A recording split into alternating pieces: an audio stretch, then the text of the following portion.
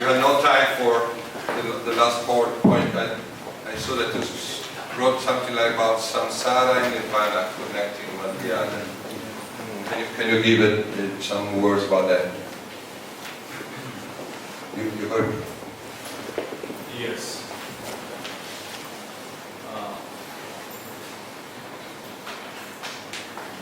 The relationship between samsara and nirvana. Here we enter into, actually, this is interrelationship with other religions, not only Buddhism but also Taoism and Confucianism.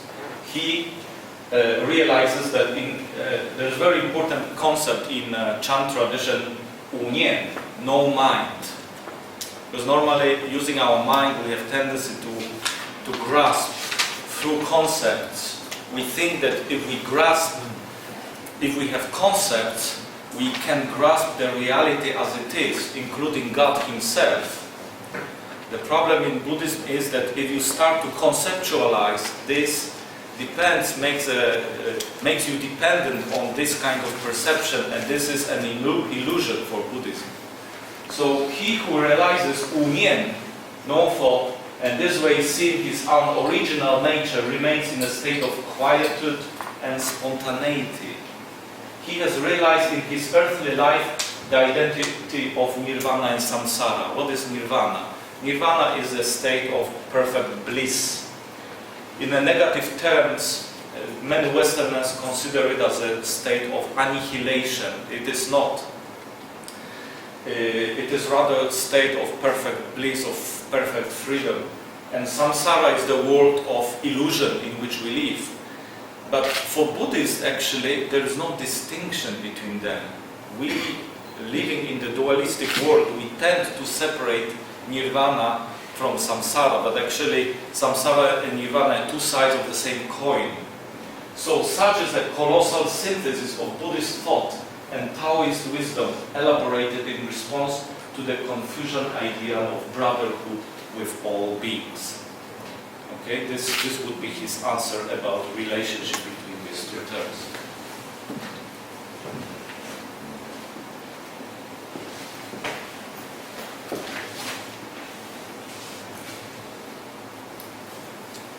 Yeah.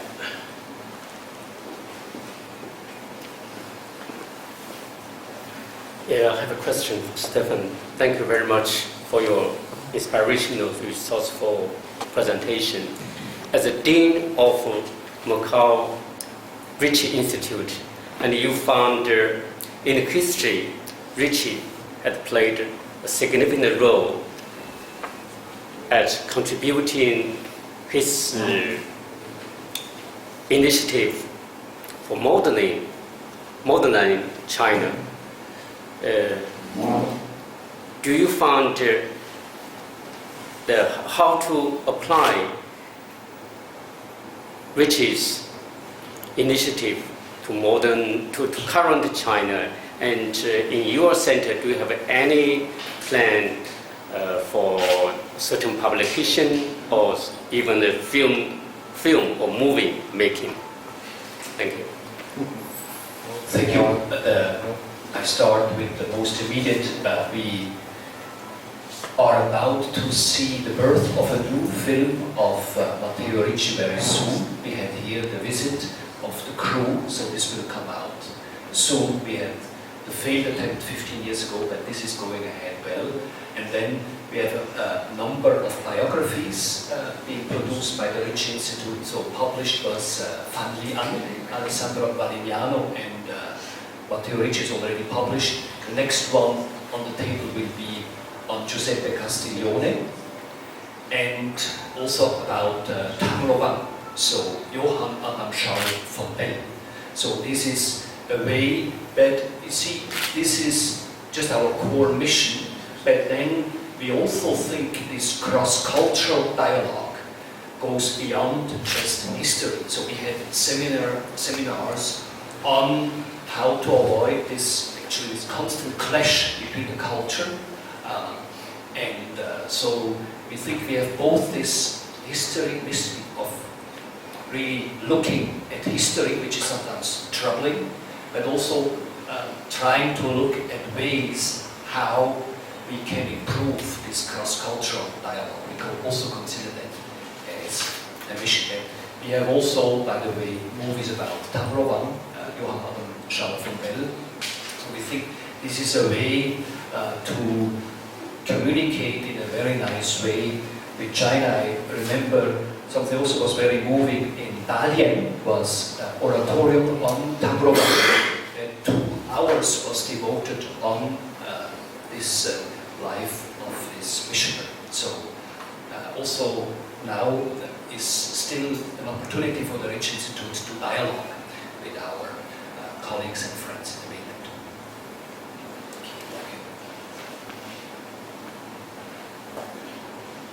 It's more, once again, an echo.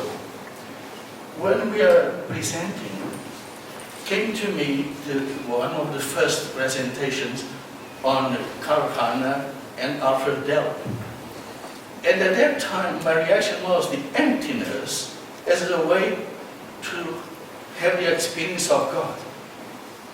I wonder exactly what are you presenting today in a more, I would say, oriental way, with Buddhism, Taoism, Confucianism, all these dimensions, if in fact that emptiness, when Karl Rahner was reflecting on religious experience, and the need to go truly to our emptiness in our own humanity, to let spirituality or divinity, if you want, the sense of godness to come, can be, in a way, quite deeply connected to what you just present to us, that emptiness through quite different culture and cultural background, quite different, and religious in the sense of Buddhism and Taoism. If you can, in fact, come along in the sense of greater harmony, truly by great thinkers, and a man like Dao. And we are seeing also the other side in Asia, people going through the same way and talking probably in the same way. Can we say that?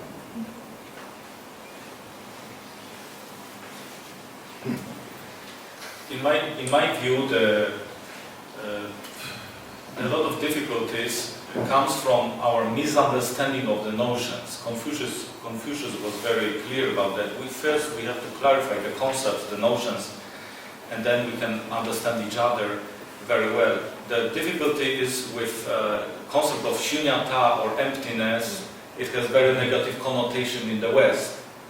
The same with samsara and nirvana. So emptiness here means fullness, transparency, or the state of virginity, as Ragen liked to speak about contemplation. So if we use this notion, equivalent of this notion, in order to dialogue with other traditions, then this can be an inspiration for us to go deeper in our personal experience. The point is not just to borrow for borrowing or copying something which we do not have, but rather to find the spaces and dimensions of religious experience that help us to recover something that we have forgotten throughout the history, also through over-dogmatization of our theological thinking. According to Yves again giving his example, I think he was really concerned for the quality of religious life of Christians, because we need, through this kind of dialogue, to go deeper into, through the practice of contemplation, to recover something essential, which is the personal relationship and experience of God. And this, according to him, we can do through also borrowing certain methods of prayer, like chant, for example, for our personal purpose. Although he was very clear about that. He was not a syncretic.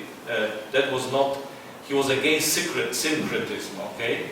And he even said at one point that he was not sitting in a Buddhist meditation as normally somebody would expect. He said, I practice Buddhism in my way. In my way. It means as I showed you, paradoxically, he experienced Satori, the enlightenment, on his flight to Canada. And the first Satori was on his bed. He just woke up. He already was awakened, still in his bed during the retreat in Marseille. But he experienced very profound experience of Christ relationship. Like Christ was really in deep communion with him, perichoretic experience. But this, he reached that state through previous practices of emptying himself, through the practice of contemplation. So in this sense, I think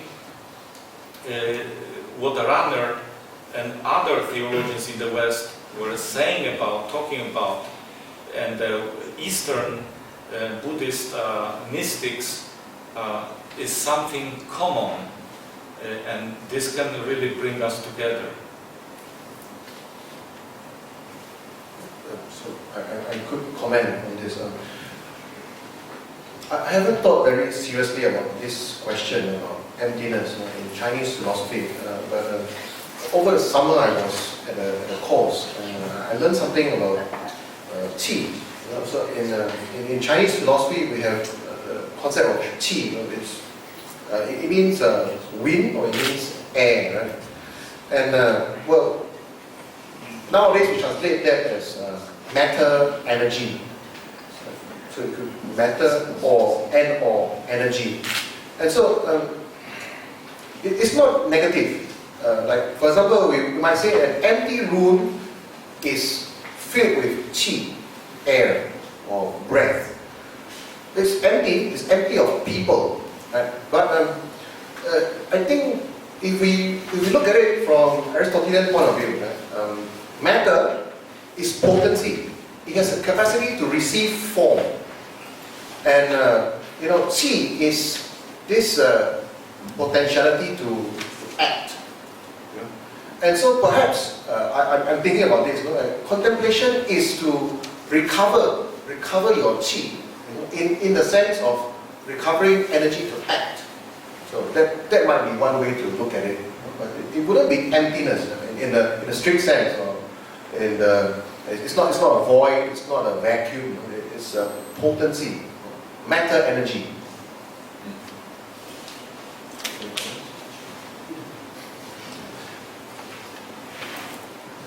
But I just also share that since 12 years I do teach contemplation, because also I thought this dimension got deeply lost, and it's always something which is difficult to explain. This what is called apophatic or kenotic prayer,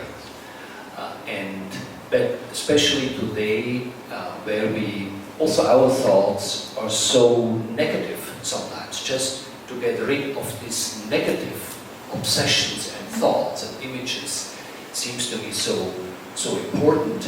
Then I think definitely, as I think Father Turai explained it very nicely, in the thoughts of Father Argan, it's deeply rooted in Christian meditation. So it's also referring to the gospel. Jesus has to leave, in a sense, and I think I use the Heart Sutra, the Xinqing, to hit at this dimension that we realize when we do serious, regular contemplation, that we have to be purified, and also the concepts on God can come in our way. So we have to also constantly also purify our mind from religious concepts. And I think that's, for me, the most brilliant use is by the Xinqing, the Heart Sutra. First, I would like to say that I enjoyed very much all the three presentations. I'm very grateful for them.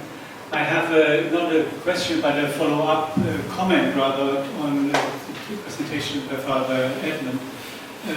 You referred to the Greek concept of theoria, and from Aristotle, of course, and this was very important because it plays a major role in the whole development of Western philosophical approaches to reality, to understanding.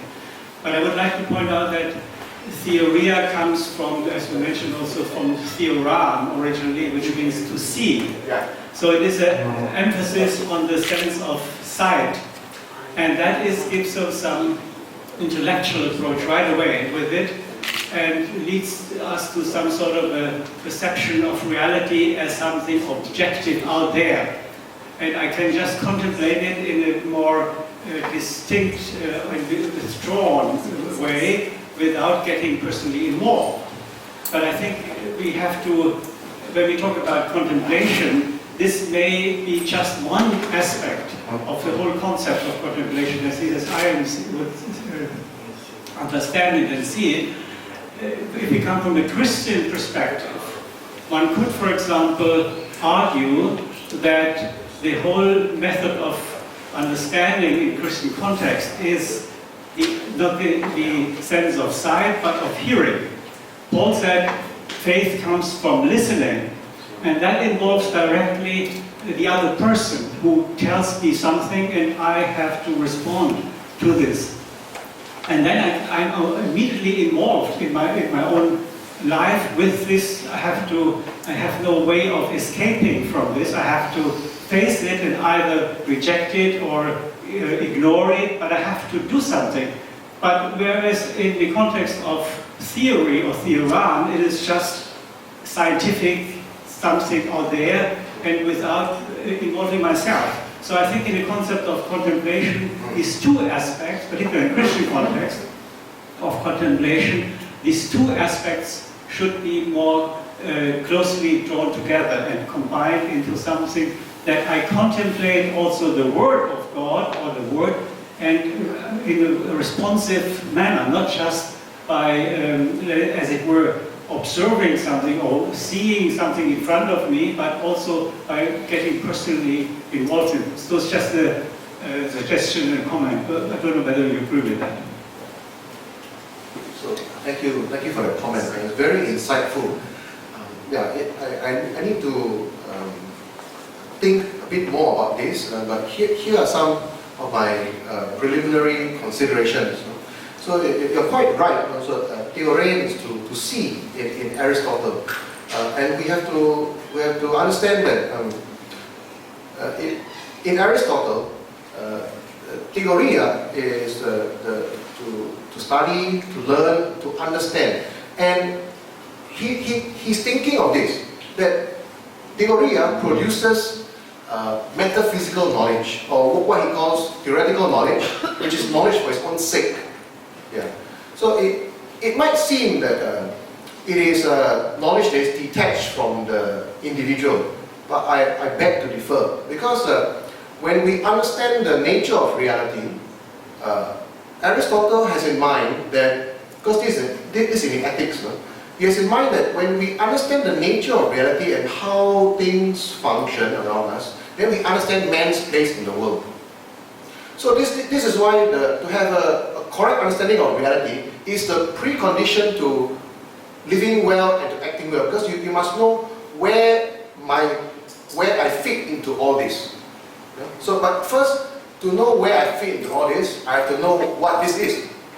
Is this substance, is this accident, and so on.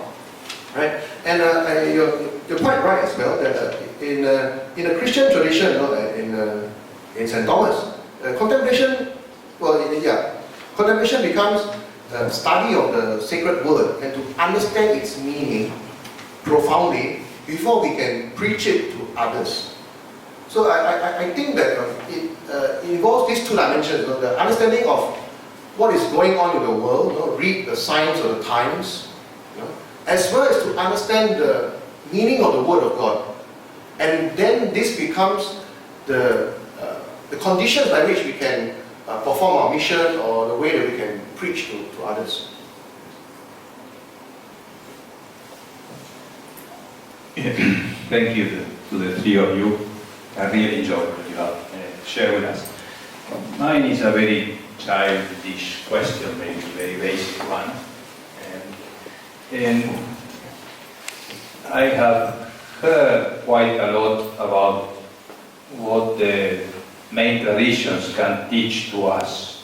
No? Christians, prepare ourselves. We put ourselves as learners, but it's very good. That's what again taught us and many people, Macau Ricci. But if we continue the circle, what can Christianity teach or share to Buddhism?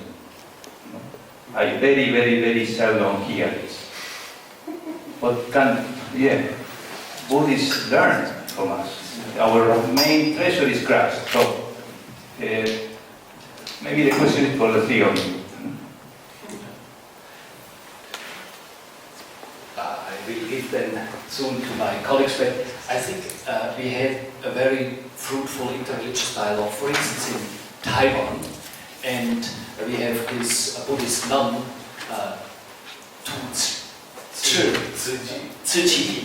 so she really says that how much she learned from Christians, her Christian friends, realized, well, one thing is, spend time with meditation, but also to have this social commitment, and had a tremendous impact on her. So I think it's a massive philanthropic enterprise she managed to build up, especially due to this encounter she had with Christians. And she also is very open about it, how much her kind of social thinking was positively influenced. So I think we have also many other examples, not only in Taiwan, but on this movement and ritual. So. Yes, this is so-called socially engaged Buddhism, which is a new phenomenon. And there's no slightest doubt that in Asia this has been hugely influenced by Christian social engagement as well. And many Buddhists recognize that. In Thailand, in Taiwan, and many other places.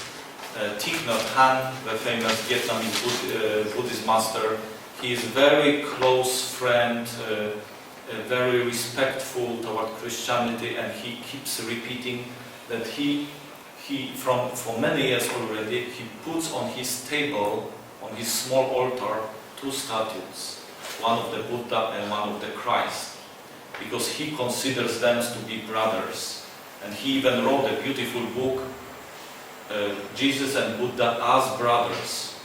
This shows that involvement of many Christians, like Yves through dialogue with many Buddhists, contributed hugely, first of all, to the importance, to the promotion of spirituality and prayer, which is hugely needed in today's world. The responsibility for the environment and awareness about ecological issues.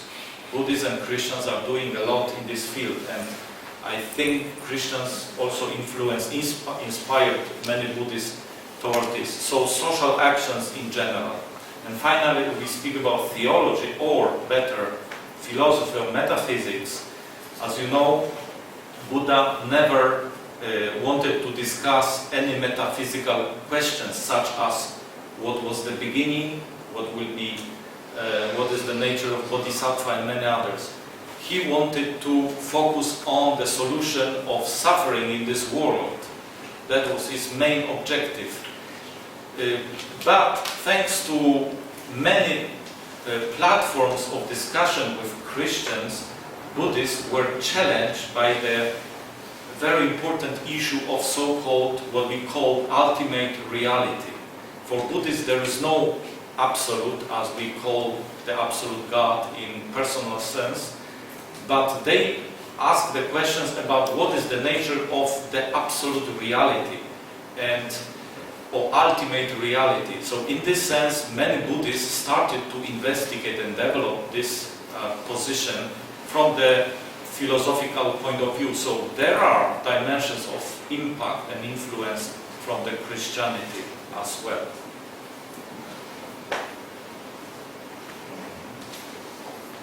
Fernando, thank you for your comment, because it kind of brought me into a further thought. We were talking about missionary activity earlier, and in the Vatican II documents, the document that I find most exciting about mission is not the one on mission. It's the one on religious freedom. And in there, it says one of the things that a Christian missionary or a Catholic missionary, given that language, is to help people of other religions and ways to understand and receive their own belief. And I thought, Brother Edmund, when you were presenting, it was a very good example. Given what's taking place in China, or as we understand, it's very difficult for people to talk about the spirit and things that are not material. Your own study may be most helpful for Chinese or mainland China or people from China. You give them the tools to understand their own deep cultural understanding. I think this is a great service to people of other faiths.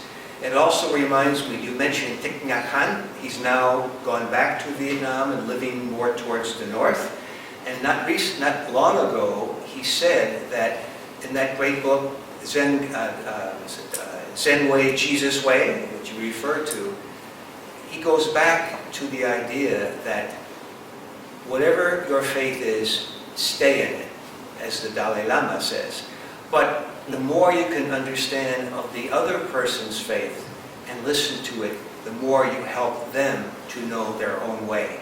And I really like very much what the three of you said, because you talked basically about the same thing. Contemplation, which is deep understanding, but you did it from various different points of view. And I think it was a great service, certainly to me and probably to the rest of us.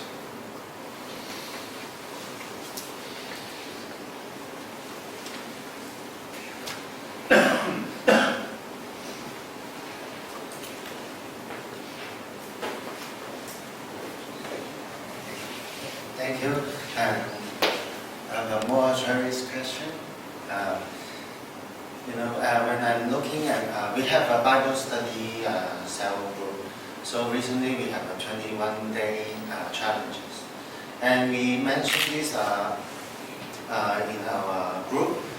And I contribute on the early childhood, and we see the plane of development from 0 to 3 and 3 to 6. And we try to have the awaken and contemplation and then concentration. And we see that from 0 to 3, the absorbent mind, that means that they will take everything, they are spongy, they will take everything without judgment, no bias, they just absorb everything. So in the first 3 years, in my mind I think, maybe they are just like the people in the Old Testament. So they just listen, obey, follow. And then once they are self-awakened, we see, we learn from the children that he has to turn this outward. So he has to face it. There's some pressure from the outside. And then the inner power, the Holy Spirit, they match it up and they have the power to, match with the power from pressure from the outside. So in our theory, we have to,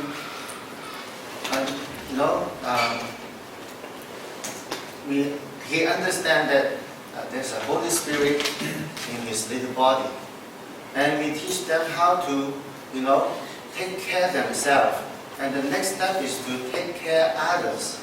And then take care of the environment. While they are doing this, the Holy Spirit in the little body will work together with him. That's what we learn from the little the toddlers. They don't even know how, they are falling down all the times. But when I ask him, you need to pray, you are in a fight with the others. I already pray. I already pray in my mind. So this is what we are observing. And it takes 6 years, for him to turn this outward, and we can see from the inside and also from his behavior and his attitude. Thank you.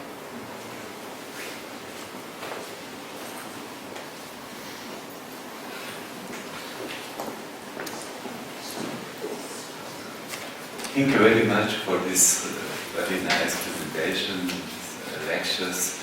You open after this afternoon, also yesterday, but especially you, the very important question of language. Which language we can use today in very positivistic society, in very pragmatical society, or, as I said in the morning, maybe in the secular age, especially in Europe, United States, but maybe also is coming to Hong Kong, Seoul, and other parts of the world. So, which language? Because it is a lot of confusion, especially when you're talking about Buddhism, Taoism, Confucianism in Europe, in the United States. So many misunderstandings about this. So, what do you suggest, all of you? And in the philosophy of religion, we have one of the very important chapters about which language we can use when you are speaking about God. And you have Platonistic view, you are Plato, so you understand. I call him Plato when I came first time in Macau, so this is just a joke. He's like a Plato because it is very mystical. So, and other philosopher, we have Plato and other, done one of the professor in Oxford was Cyril Barrett, who was specialist for Wittgenstein, philosophy of language, philosophy of religion. And in the first part of life, he emphasized, he was in the area of positivistic view, analytical view. Then he said that we have to say, you can say something about God, but it be in a apophatic view, negative view. So no negative in, of course, positive. What God is now. So, and in the end, it was a very nice idea. He wrote this, that the life is full of art, this symbolical level, and about mysticism of silence, mystic of silence. So another language, new language.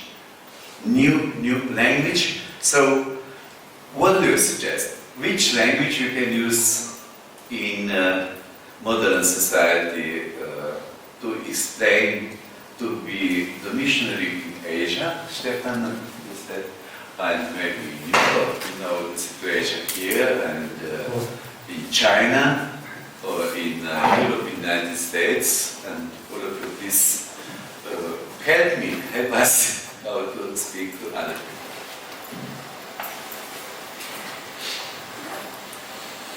Yes.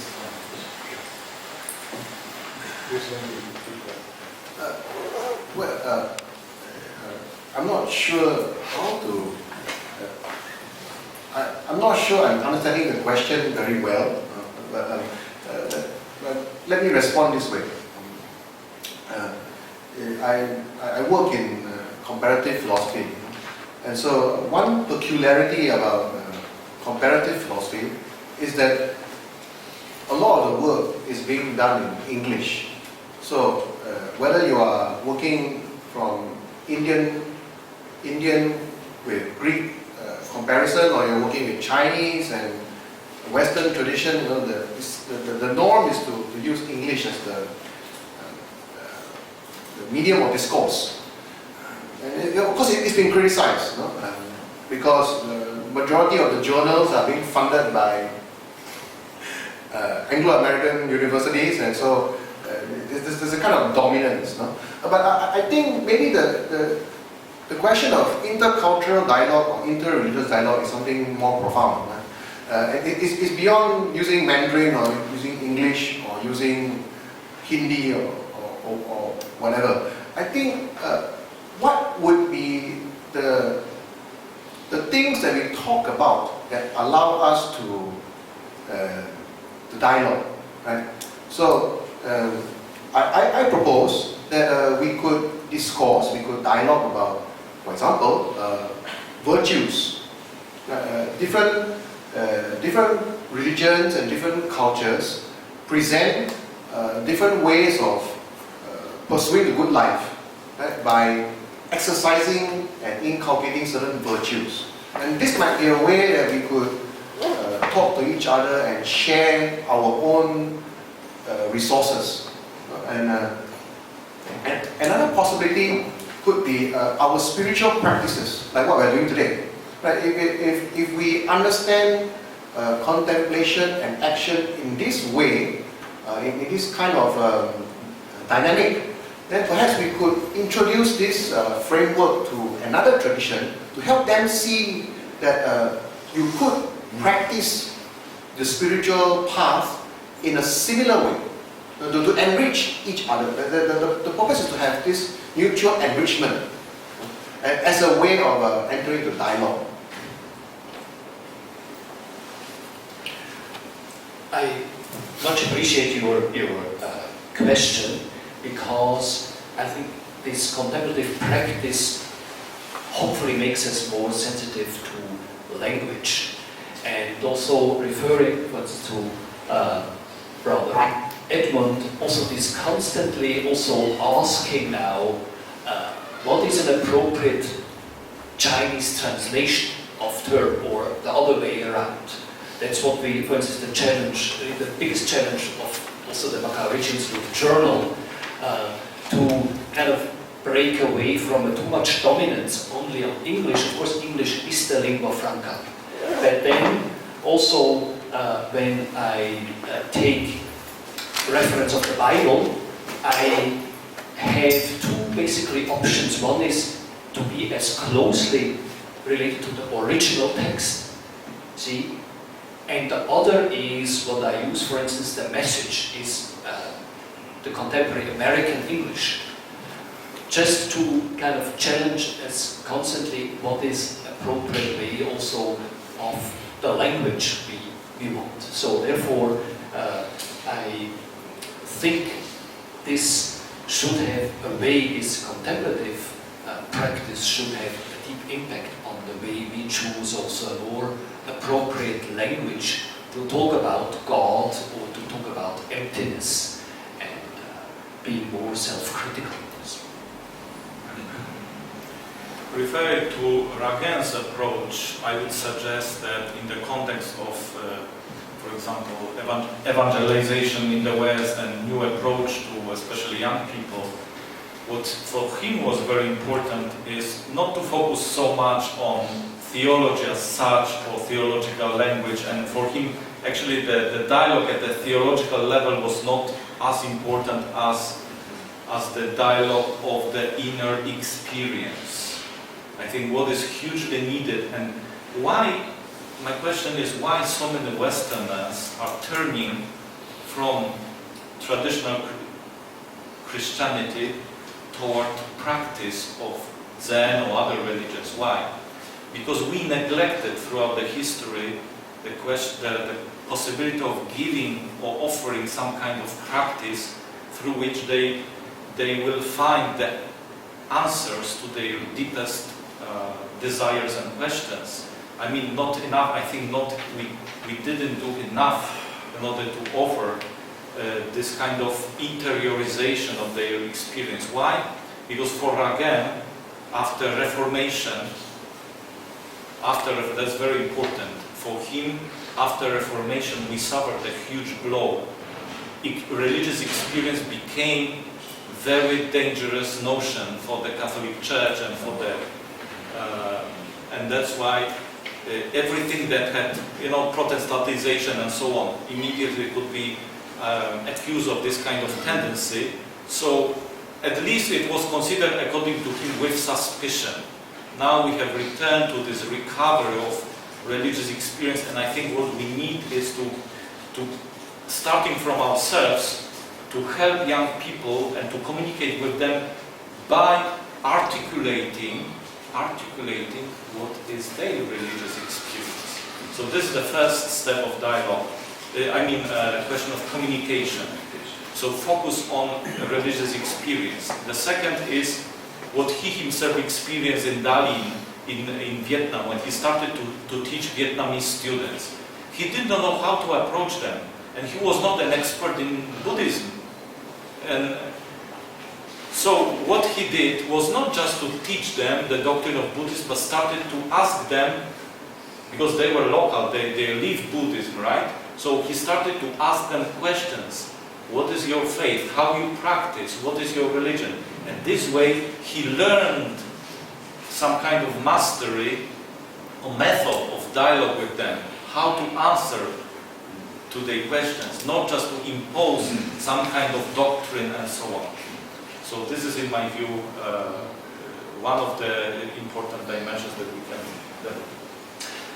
Please hold on your questions. We will make a last effort. So let's make now 10 minutes break, and then we come together for the concluding reflections. I would already announce it's not just the 4 people sitting here, but I would very much like everybody to come and together in 10 minutes and share the concluding reflections. But thanks, Father Camus, as well as my brothers Edmund and Jaroslav Duraj, very much for this. Thank you.